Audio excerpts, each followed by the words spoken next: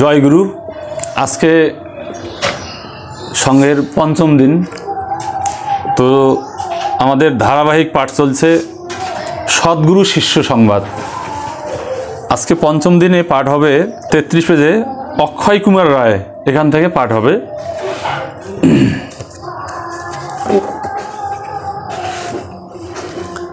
রায়গঞ্জ থেকে এসেছিলেন উকিল অক্ষয় কুমার রায় ও তার সহধর্মিনী গিরিজা সুন্দরী দেবী। দুইজনেই ঠাকুরের প্রিয় পাত্র। ঢাকার মহাদেবপুরে আদি বাড়ি। ভক্ত নৃপেন রায় এরই শরিকি ভাই। 1317 সনে তিস্তা বাজারে অক্ষয়দা ও গিরিজামার দীক্ষা হয়। শ্রী শ্রী ঠাকুর উত্তরবঙ্গে গেলে অক্ষয় দাদার বাড়িতে উঠবেনই। যদি কখনো ভ্রমণ সূচতে রায়গঞ্জ বা পরে ভক্ত দম্পতি অভিমানে ফেটে পড়েন। ঠাকুরকে তখন এক পাতা কৈফিয়ত লিখে পাঠাতে হয়। 1321 সনে এমন এক ঘটনা ঘটল। শ্রী শ্রী ঠাকুর মহারাজ কথা দিয়েও কথা রাখতে পারলেন না, রায়গঞ্জ যেতে পারেন নাই। ভক্তের কাছে ভগবান কৈফিয়ত লিখলেন মঠে বসে। 21শে শ্রাবণ জোরহাট হইতে এক পত্র পেলাম। এখানকার একটি বৈষ্ণব মঠে উত্তরাধিকার সূত্রে বহুদিন যাবৎ বিবাদ চলিতেছে। মামলা মোকদ্দমাও যথেষ্ট হইয়াছে। এক্ষণে তাহারা উভয় পক্ষই অবসন্ন হইয়া পড়িয়াছে। আপোষে নিষ্পত্তি করিতে কাহারও আপত্তি নাই, তবে কোনো উপযুক্ত সাধুকে মীমাংসা করিয়া দিতে হইবে। সাধারণে আমার উপর ভার দিয়াছিলেন। 9ই শ্রাবণ প্রকাশ্য সভায় উহার মীমাংসার দিন ধার্য হয়। ভক্ত শিষ্য হইতে আমার প্রিয়কে তাহাদের সুখ শান্তি বিধান করিতেই আমার জীবন উৎসর্গীকৃত।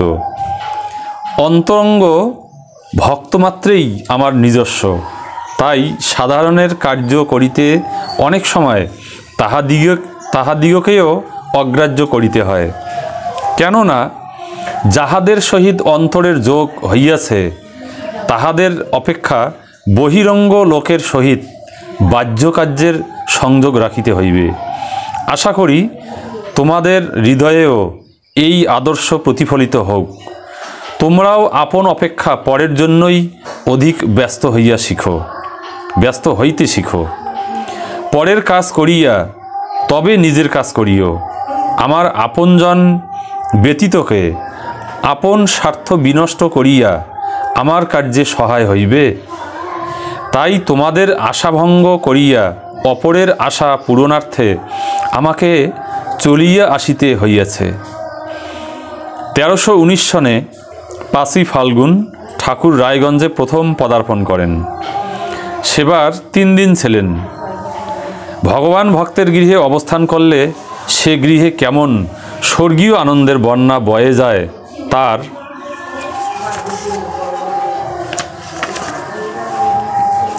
আস্বাদ ভক্ত দম্পতি পেয়েছেন।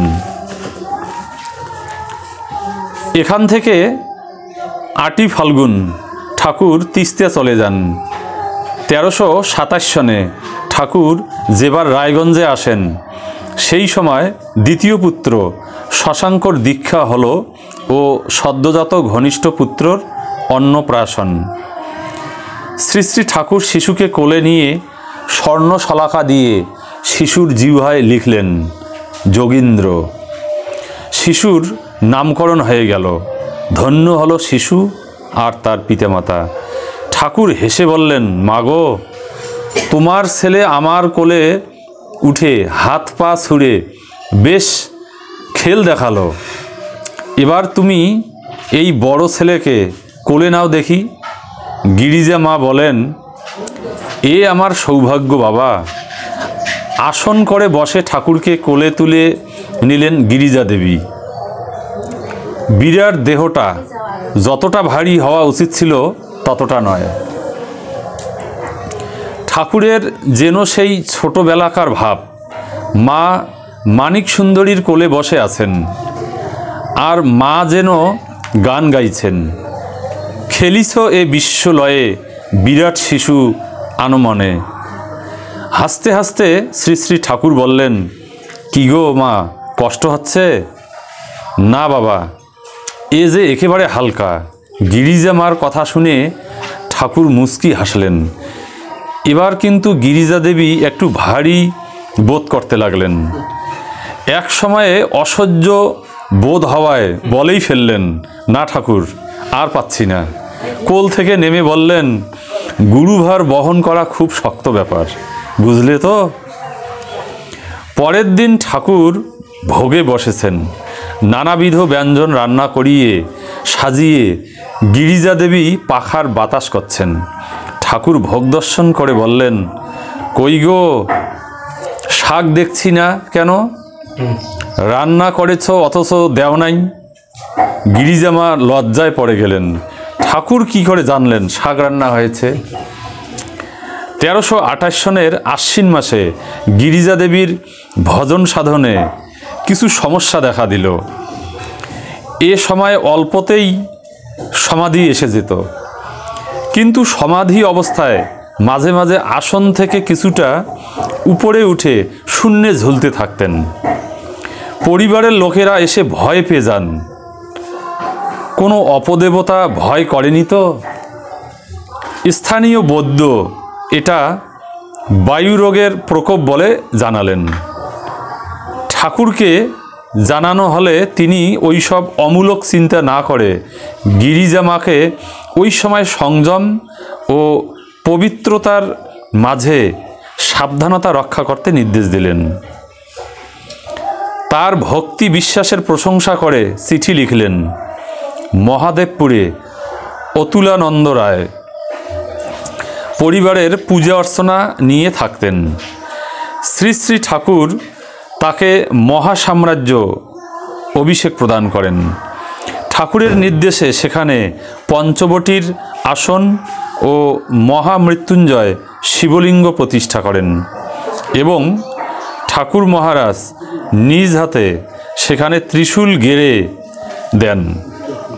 আর একটি বিধান দেন, প্রতিদিন নিষ্ঠা ভরে শুদ্ধাচারে মন্দিরের পাশে একটু ঝোপের আড়ালে গোময় লেপন করে ঠিক সন্ধ্যায় শিবা ভোগ দিতে। সেই মতো অতুলানন্দ পাথরের থালায় করে পঞ্চব্যঞ্জন পাথরের গ্লাসে জল দিয়ে ভোগ সাজিয়ে নিবেদন করতেন। কিছুক্ষণের মধ্যেই শিবা এসে ভোগ গ্রহণ করতেন।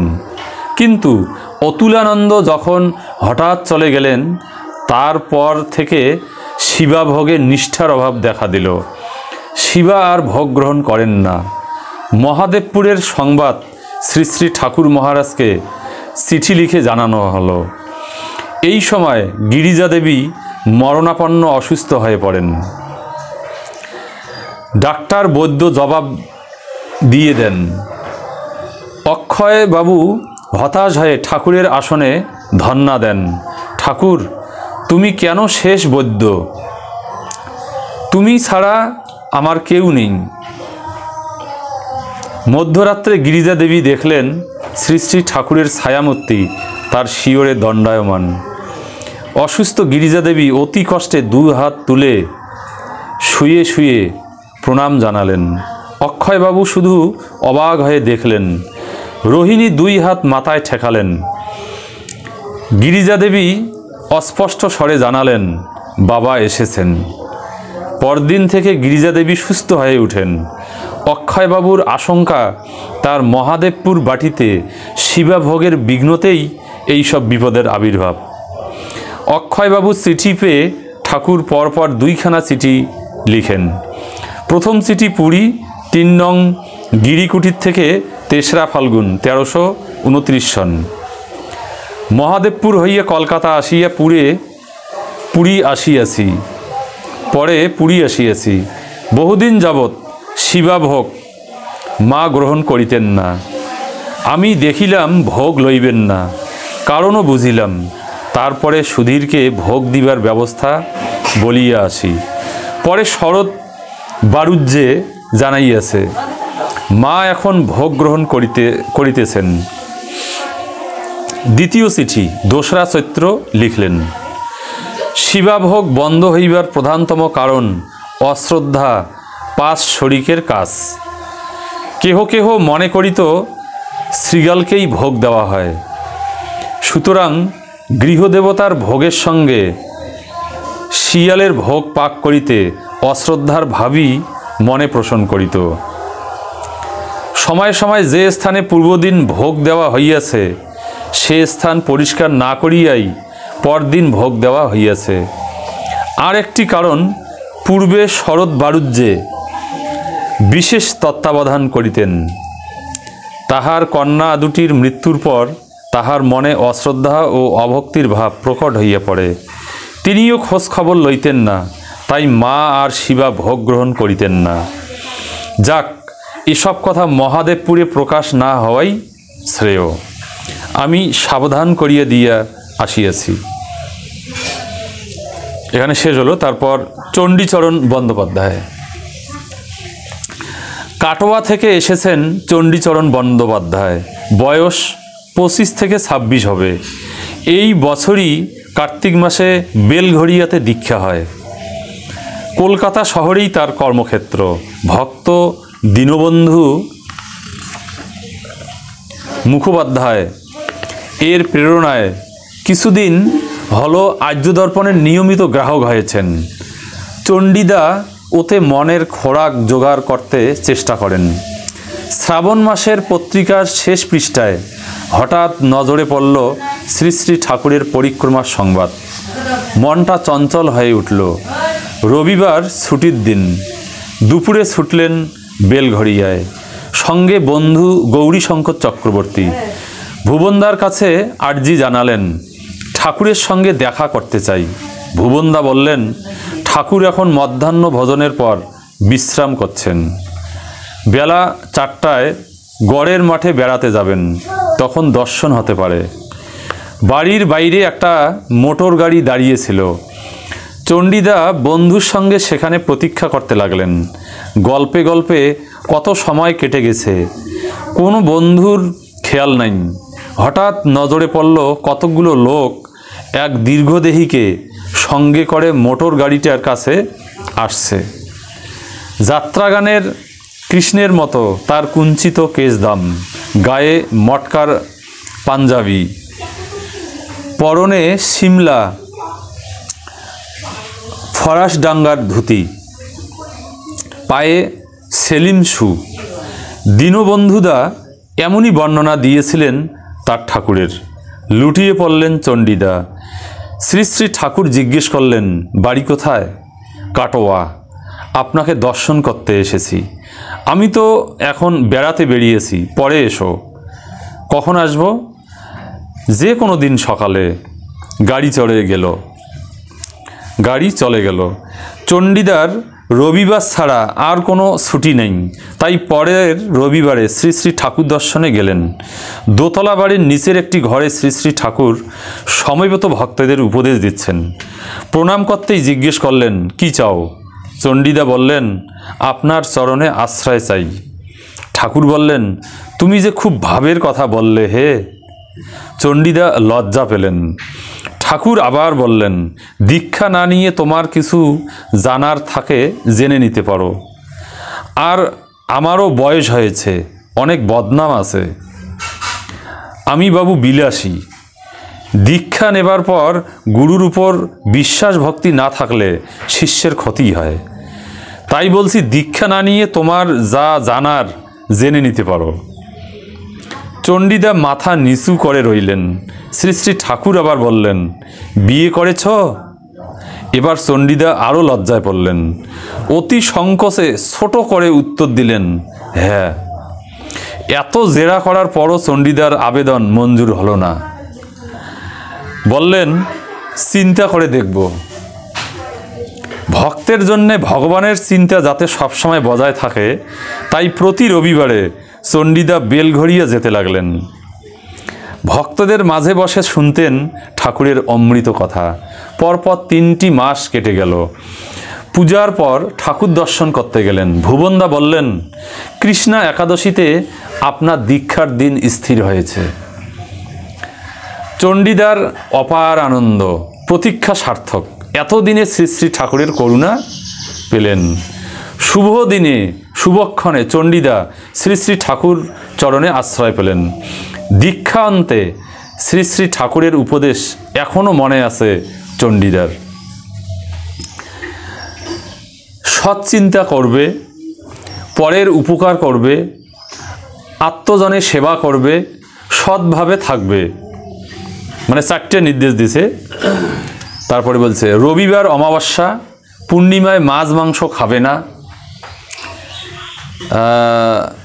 তারপরে একাদশী করবে, রোজ ভাত খাও, ওই দিন ভাত খাবে না, চেঞ্জ অফ ডায়েট করবে, আর্য দর্পণ নিবে, এ আমার আদেশ নয় উপদেশ।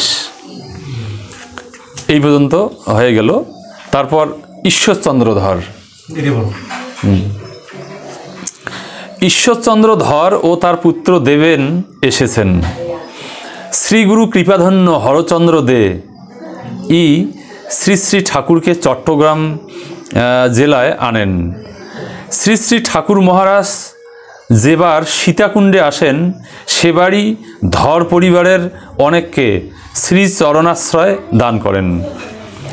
1337 সন বৈশাখ মাস ঈশ্বরচন্দ্র ধর পূজার ঘরে সহসা সন্ন্যাস রোগে আক্রান্ত হন। তখন ডাক্তার বৈদ্যর অভাব।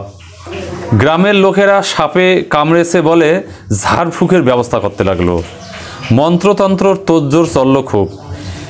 3 দিনেও ঈশ্বরের জ্ঞান ফিরল না। পায়খানা পেশাব অসাড়ে হওয়ায় ঘর দুর্গন্ধে ভরে গিয়েছে।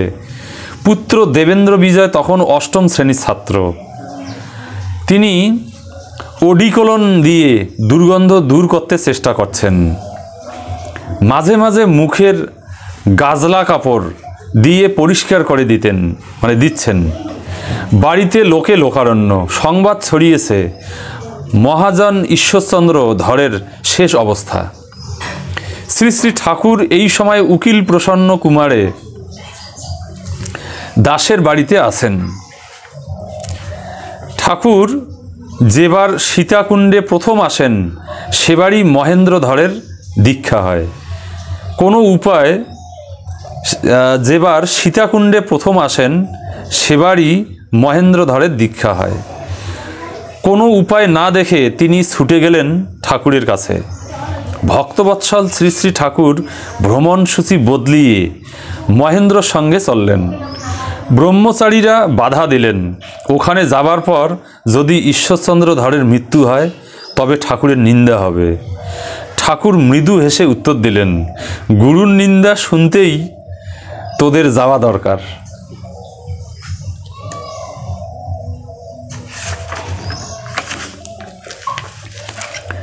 মোটর গাড়ি করে সারাটা রাস্তা এসে শেষে পালকি চড়ে ঠাকুর ঈশ্বরচন্দ্র ধরের আঙিনায় নামলেন। দেবেন্দ্র বিজয় ধরের এই প্রথম ঠাকুর দর্শন। বাবার মাথায় কাছে বসে শুশ্রূষা করছিলেন। দেখলেন বিরাট এক গৌরববর্ণ বপু, পরনে, বপু মানে শরীর, পরনে মখমলের ধুতি ও সিল্কের পাঞ্জাবি, গলায় সোনার চেন, পায়ে পামসু জুতা, সুদৃশ্য লাঠি হাতে করে জুতার মসমস শব্দ তুলে ঘরে ঢুকলেন। দেবেন্দ্রার মনে বিদ্রুপ জাগল। ইনি কিনা গুরুদেব, মহাপুরুষ, বাবাকে ভালো করতে এসেছেন। বড় বড় ওঝা হার মানল উনি বাবুমশাই বাহাদুরি দেখাবেন, কিন্তু ঘটনা ঘটল অন্যরূপ। শ্রী শ্রী ঠাকুর ঘরে হনহন করে ঢুকেই গর্জন করে উঠলেন, ঈশ্বর, ঈশ্বর, দেখ কে এসেছে। শ্রী শ্রী ঠাকুরের চক্ষু তখন রক্তবর্ণ। ঈশ্বরের দেহের উপর বারবার ঘুরতে লাগলো। কয়েক মুহূর্ত মাত্র। মৃত্যু পথযাত্রী ঈশ্বর চোখ খুলে চাইলেন। স্বয়ং মহাদেব রুদ্রমূর্তিতে তার সামনে দণ্ডায়মান। অতি কষ্টে হাত দুটো তুলে প্রণাম জানালেন। ঠাকুরের গা দিয়ে তখন ঘাম ঝরছে, ঘন ঘন নিঃশ্বাস বইছে, ভীষণ ক্লান্ত। তিনি নির্দিষ্ট কক্ষে গিয়ে দরজা বন্ধ করে দিলেন। অঘটন ঘটে গেল। মহাজন বেঁচে গেলেন। গ্রামবাসীরা বিস্ময়ে হতবাক। তার গুরুদেব মন্ত্র বলে ঈশ্বরকে বাঁচিয়ে দিলেন। ঠাকুরের আদেশে মধ্যাহ্নের ভোগের প্রসাদ দেওয়া হলো। ক্রমে সুস্থ হয়ে উঠলেন। দেবেন্দ্রর মাথা নুয়ে পড়ল শ্রী শ্রী ঠাকুরের চরণে। সেবারই তার মন্ত্র দীক্ষা হলো। এরপর ঠাকুর সেবার যোগেশচন্দ্র ধরের বাড়িতে রয়েছেন। দেবেন্দ্র দেখা করে বললেন, ঠাকুর, শূলবেদনায় কষ্ট পাচ্ছি, কোনো ঔষধেই কাজ করছে না। শ্রী শ্রী ঠাকুর কর্কশ কণ্ঠে উত্তর দিলেন, শূল হবে না? তোরা চট্টগ্রামের লোক, শুটকি মাছ খাবি, লঙ্কা খাবি, শূল হবে না? শীতলী কুম্ভক করিস? প্রজ্ঞানন্দর কাছে শিখে নে। এখানে শেষ হয়ে গেল। তারপরে পাঠ হবে শীতলময়ী কর। পরের পাঠ শীতলময়ী কর। ব্রহ্মচারীর পরিচয় হয় বগুড়ার মতিলাল করের পুত্র বিভূতিভূষণ করের সঙ্গে। বিভূতির বিবাহ হয় 1338 সনের বৈশাখ মাসে হাওড়ার উলুবেড়িয়ার মেয়ে শীতলময়ীর সঙ্গে। 1339 সনে বগুড়া আশ্রমে শীতলময়ীর মন্ত্র দীক্ষা হয়। সেবার বগুড়ায় সুরেন দাশগুপ্তের বাসায় বৈশাখ মাসে শ্রী শ্রী ঠাকুর অবস্থান করছেন। বিভূতিদার দীক্ষা পূর্বেই হয়েছিল। শীতলময়ীর ইচ্ছা ঠাকুরের চরণে আশ্রয় নেন। ঘর ভর্তি লোক। শীতলময়ী এগিয়ে গিয়ে ঠাকুরকে প্রণাম করে বললেন, দীক্ষা দিতে হবে। ঠাকুর কোনো উত্তর করলেন না। এক অল্প বয়সী সুন্দরী নববধূর এমন চটজলদি দাবি শুনে ভুবন মহারাজ বললেন, ঠাকুর, আমাদের ভালো না, তুমি সুন্দর আছো, গা ভর্তি গহনা, ঠাকুর তোমাকে নিয়ে চলে যাবে। শীতলময়ী মাথা নিচু করে আবদার আরও জোরদার করে বললেন, আমি জানি না, দীক্ষা দিতে হবে। ঠাকুর বললেন, বড্ড ছেলে মানুষ। গোবিন্দ পুততুণ্ডকে বললেন, বিভূতির বাড়িতে কাল শীতল ভোগের জোগাড় করো, ওখানে দীক্ষা হবে। হলো তাই। করুণাময় ঠাকুর একটু বেশি কৃপা করে বিভূতিদা ও শীতলময়ীকে একসঙ্গে অভিষেক করিয়ে দিলেন সেবার। ওই বছর ফাল্গুন মাসের ঘটনা। শ্রী শ্রী ঠাকুর বেলঘরিয়ায় সুধীরঞ্জনের বাড়িতে আছেন। বিভূতিদা তখন কলকাতায় থাকেন। স্বামী স্ত্রী শ্রী শ্রী ঠাকুর দর্শন করবার জন্য প্রস্তুত হচ্ছেন। শীতলময়ীর ইচ্ছা সদ্যজাত 4 মাসের মেয়েটাকে ঠাকুরের চরণ স্পর্শ করাবেন। কিন্তু শাশুড়ি বাদ সাধলেন।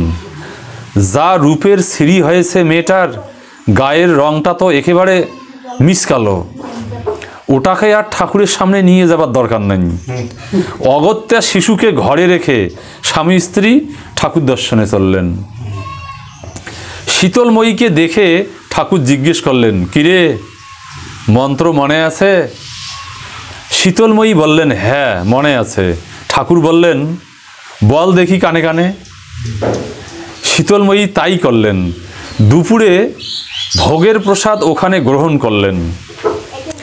বিকেলে সুধীরদার ছাদে ভক্তদের নিয়ে ঠাকুর গল্প করছেন। শীতলময়ীকে ডেকে বললেন, তোর মেয়েটাকে দেখাবি না? শীতলময়ীর বুকের মধ্যে তোলপাড় করে উঠল। অন্তর্যামী ঠাকুর, তোমার নজর আমাদের গোপন গৃহকোণেও পড়েছে। উত্তর দিতে পারলেন না। শীতলময়ী চুপ করে রইলেন। পরের দিন তার কুৎসিত মেয়েটাকে নিয়ে গিয়ে ঠাকুরের শ্রীচরণের নিচে শুইয়ে দিলেন। শ্রী শ্রী ঠাকুর গড়গড়ার নলটা মুখ থেকে সরিয়ে বললেন, এ কি করছিস? মেয়েটাকে তোল তোল, এ যে একেবারে লক্ষ্মী মেয়ে। বেশ বেশ হয়েছে, নাম রাখবি লক্ষ্মী। কালো মেয়ের নাম কালী না হয়ে হলো লক্ষ্মী। ভগবান মাতৃহৃদয়ের বেদনা শুনতে পান। জোরপাকড়ি আশ্রম গড়ে তোলার কাজে কজনের নাম উল্লেখযোগ্য? ব্রহ্মচারী নিত্য চৈতন্য, শক্তি চৈতন্য ও নবনিযুক্ত অধ্যক্ষ স্বামী প্রজ্ঞানন্দ সরস্বতী। ভূমিদাতা গুরুচরণ রায়কর ছাড়া আর একজনের নাম উল্লেখ করতে হয়, অশ্বিনী ভট্টাচার্য। ইনি শ্রীহট্টর বাসিন্দা, ব্রহ্মচারীর আত্মীয়, পূর্বাশ্রমের পরিচিত, কিন্তু শক্তি চৈতন্যর সঙ্গে ব্রহ্মচারীর পরিচয় মঠে। অন্তেবাসীদের মধ্যে শক্তিদার সঙ্গে তার ঘনিষ্ঠতা বেশি। মনের মিল যেমন কানায় কানায়, দৈহিক শ্রমের কাজে তেমনই সমানপটু।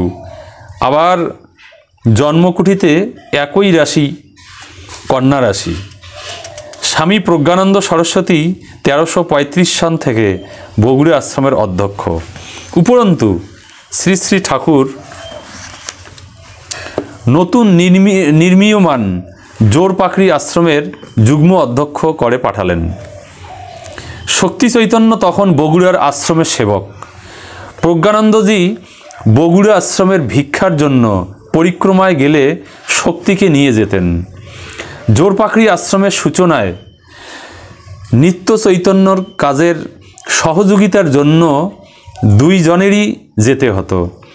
1336 সনে বগুড়া সার্বভৌম ভক্ত সম্মিলনীতে যোগ দিতে ব্রহ্মচারীর সঙ্গে গুরুচরণদেবও গিয়েছিলেন। সেখানে সুযোগ বুঝে গুরুচরণদা শক্তিদাকে ধরে বসলেন।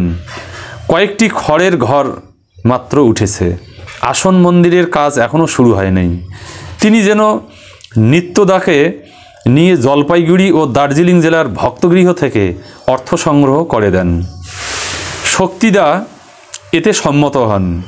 11, 12 ও 13ই পৌষ 1336 সাল ভক্ত সম্মিলনীর অনুষ্ঠান। 14ই পৌষ কর্দম উৎসব। বিকেলে অন্তেবাসী ও গৃহীভক্ত মিলে 50 জনের এক স্বেচ্ছাসেবক বাহিনীর নেতৃত্ব নিয়ে প্রজ্ঞানন্দজি গেলেন করতোয়া স্নানের পুণ্যার্থীদের সেবা করতে। বগুড়া শহর থেকে 7 মাইল দূরে নারায়ণী যোগে মহাস্নানের ভিড়। সেবার সরকারি বেসরকারি সেবা প্রতিষ্ঠান অনেকেই গিয়েছিলেন। ভক্তরা উৎসব শেষে একে একে বিদায় নিলেন।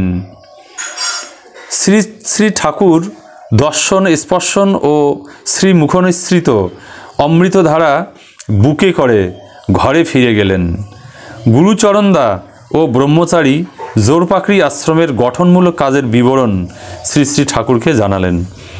ঠাকুরকে প্রণাম করে তারাও বিদায় নিলেন। এখানে পরিচয় হয় স্থলে জমিদার ভক্ত নরেশচন্দ্র পাকরাশি ও তার ভাগ্নী ব্রজেশ্বরী দেবীর সঙ্গে।